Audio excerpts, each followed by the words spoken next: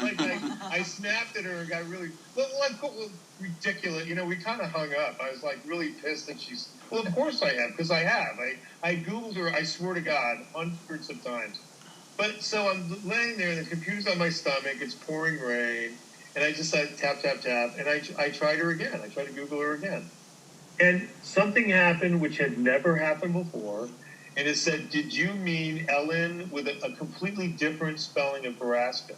And I'm like, "Well, okay." And I clicked on that, and it was an obituary for an Ellen Baraska. And I got immediately, my stomach dropped out. I thought, "Oh, are you kidding me?" Like that was my fear, is that somehow we would go through life and never connect again. Mm-hmm. And then I'm reading this obituary, and I'm looking at this woman. No, she's too old. But how many people could be named Ellen Baraska in the world? Mm-hmm. So then I read she's survived by a daughter, Ellen, with the last name, her married name, Gobbin. I'm like, holy shit. And then it said, and they live in Santa Rosa. Like, holy shit. Like, really? And so I went on Facebook, because where else would you go? And I went on Facebook, let me just interrupt for a second. Can I interrupt for a second? Because this is important. It ties my Nana back in. So when my mom passed away, my mom was Scottish. Right? I have the Scottish Nana, and my mom was born in Scotland. And my sister in the obituary had written, "We miss our Bonnie Lassie." And that was more, wasn't that your connection to the degree? Yeah, that's when I thought, oh my God, Scottish. Like, because I remember your Scottish Nana, and I thought, oh my God, like, okay. And then I went on Facebook, and I found an Ellen Gottman, and I'm like, oh, this can't be. And I look at the picture, and I think, well, it's 30 years later. Is that her? Like, and I think it is. So I sent her a friend request with a message that's, I think you remember, the message said basically, you used to be Ellen Baraska, and if you are, I think you're the person our paths crossed one night many years ago, and I've been looking for you for 30 years, I think is basically what I said. And then, it went out into the ether, and I thought, okay, and you take it from there. Okay, so I'm sitting with my husband's godmother in Sonoma, California, and my sister-in-law, who had known the story about what had happened to me, is sitting right across the table, but my husband's godmother did not. And so I look down at my phone, and I see Bob Davis wants to be friends. And I think I just lost it. I started crying. I look at my sister-in-law and I said, "It's the man that saved my life." And then Cecile, who's the godmother, she's looking at me like, what just happened? So of course I ended up telling her the entire story.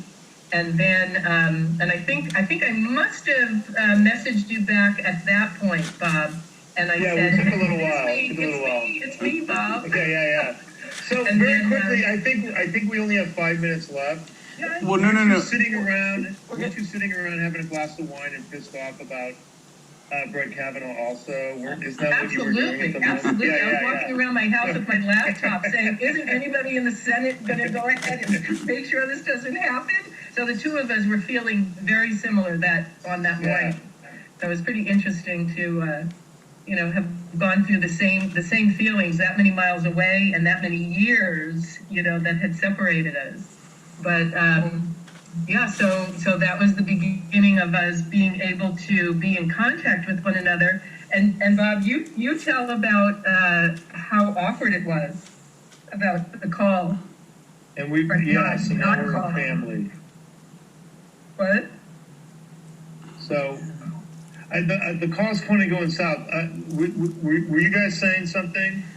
So I was going to let you tell about what it felt like once we had connected via Messenger, and then for whatever reason, you and I we felt like we couldn't talk on the telephone because it was too intense, and I knew that if I went to speak to him. Mm-hmm.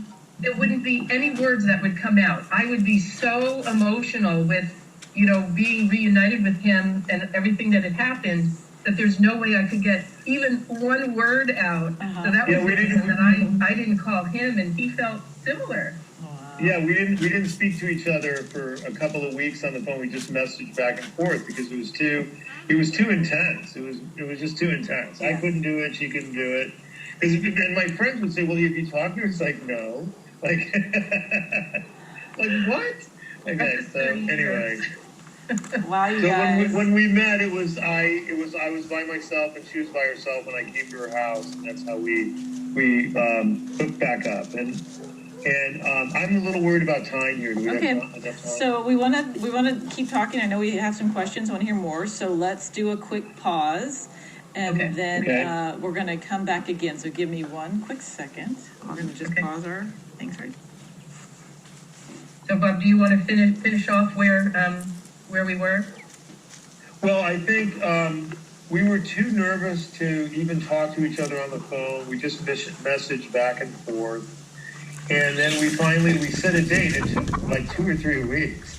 And all my friends were asking me, like, why haven't you talked to her? I said, I don't know. It's too intense. What is the total time span of years at this point? It's like 30 years. Like 30 years? I think it was actually 32, if I'm not mistaken. So 84 to 2018, right? So that would be 32. Wow.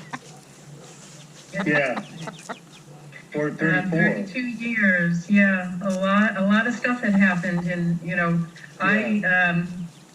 I had written a story and sent into the local newspapers magazine after I moved back to New York, explaining what had happened to me and that Bob had saved my life.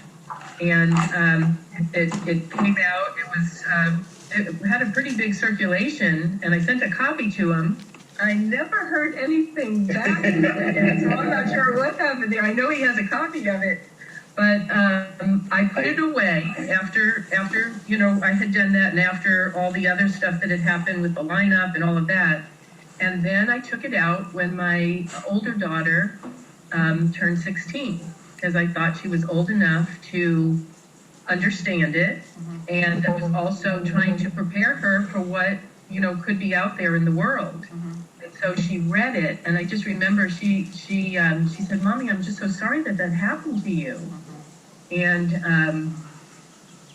then my younger daughter, when she got to the age of 16, I'm almost positive I did the same exact thing with her, but she has no recollection of me doing that.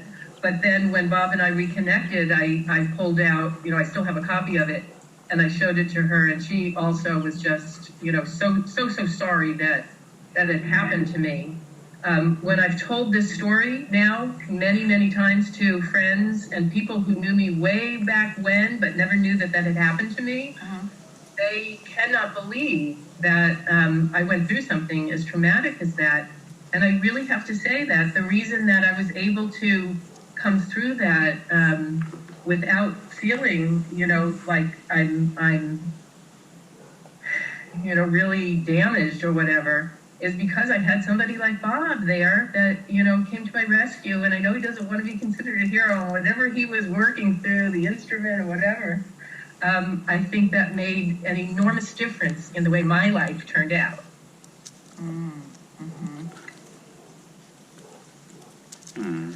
What's that like for you to hear, Bob? Well, for me, the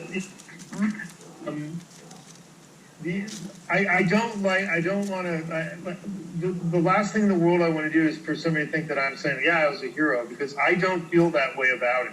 I try to talk myself out of the actions I took every step of the way, literally every step of the way. And the feeling that I had was that I had something compelled me to act. I can't explain that. It was something beyond myself.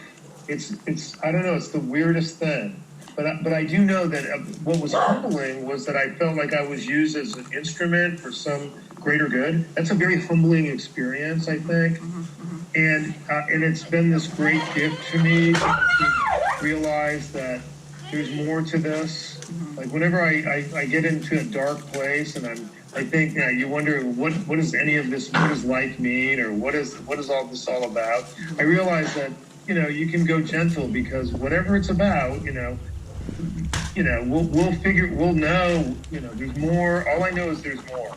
There's more than we think. And the other thing is because of this other incident that had happened in my life when I was a young man, that I carried a terrible burden, that I was responsible for, this guy, he pulls a woman out by the hair out of a restaurant and, with a gun at her head. And the actions that I took led to, I was in the car, I saw the policeman who was driving, and it was surrounded by all these cop cars, and he blew the guy's head off right through the back of this taxi that was waiting outside of the restaurant. Poor taxi driver had no idea. And anyway, it's like it was one of the worst experiences I've ever had in my life, of seeing this happen and knowing that my actions led that to happen. And as irrational as it is, that was a terrible burden that I carried for almost 10 years.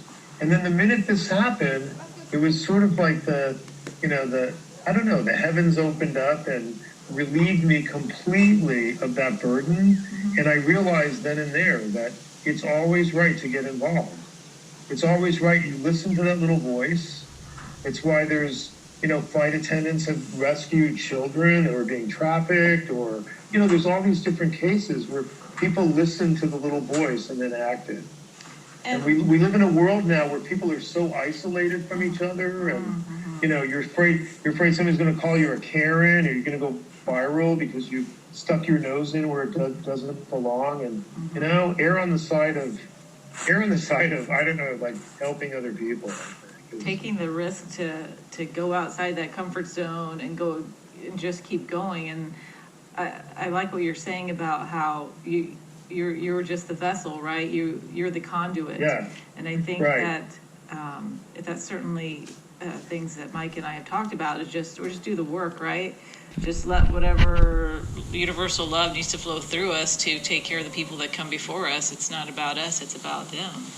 And you said that just perfectly, Bob. Thanks. And I feel like what you guys do, you make a conscious decision to do that. And mine was more like I was a puppet, like at the time. But it changed my life completely. It really did. It changed my life. It changed how I feel about things and how I feel about paying attention and getting involved and when these things come up. So it really did.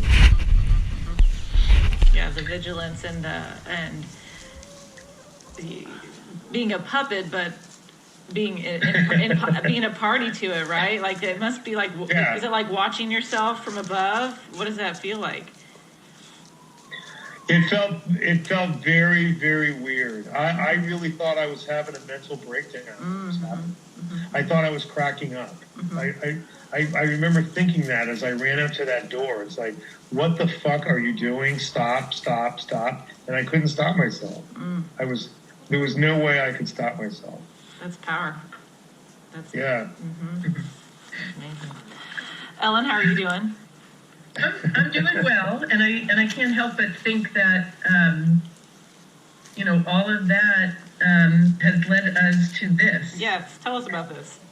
And so here we are, and I have to mention the reason that I know about the two of you and what you do is because of Bob.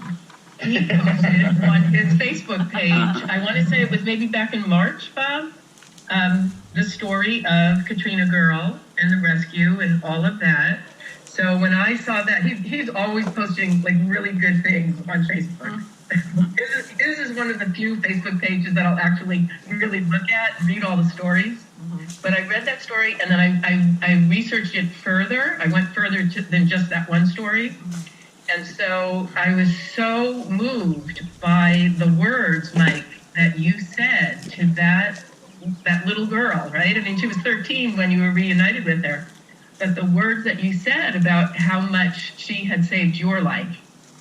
And it stuck with me, and it was one of those things where I was thinking, I want to be involved with some organization, some program where they're doing good in the world. They are making a difference in people's lives. And so when I researched more what you were doing, I said, it sounds good to me. And then I spoke to Bob about it a few months ago, I think. And I just felt like a scholarship in Bob's name was something that I wanted to be able to provide. And so with that in my head, that's when Mike and I started texting back and forth, and I was getting more information, and then little by little it kind of all came together. So and I think that Bob agrees that the type of organization that you have, what your goal is, how many different types of people that you help is amazing. And for me to be able to help with that makes me feel like that whole thing that I went through is so worth it, because this is the end result. So awesome. That's totally awesome.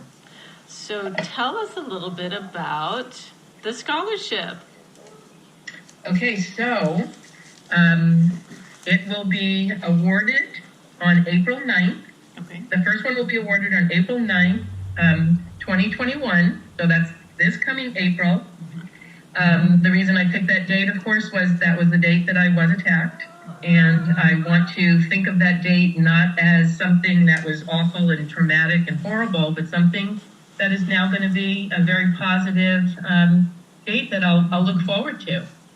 And it will be it'll be offered to, and I think that I don't have that in front of me, but offered to somebody who shows the types of qualities that I believe Mr. Davis here has.